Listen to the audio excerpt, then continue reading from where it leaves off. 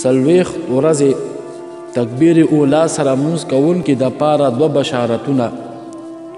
د ترمذي شریف حدیث دی.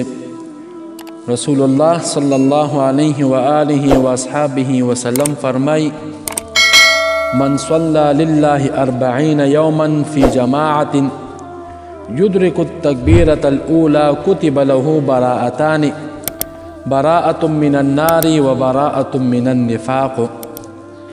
څوک چې څلوېښت ورځې د الله جل جلاله د رضا دپاره د جمع سره داسې مونځ وکړي چې تکبیر اولا هم عمومي، نو د داسې کس دپاره دوه نجات لیکلی شي.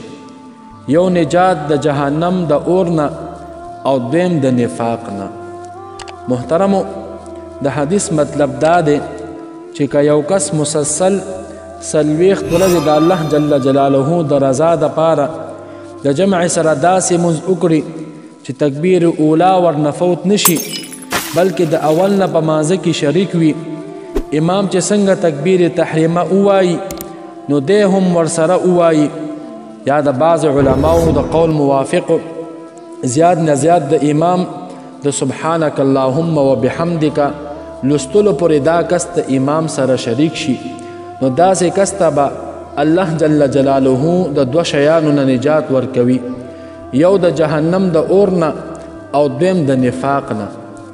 د نفاق نه د نجات مطلب دا دی چې داسې کس به الله جل جلاله د منافقانو د اعمالو نه ساتي، لکه دروغ، وعده خلافي، بدرد، کنزل وغیره وغیره.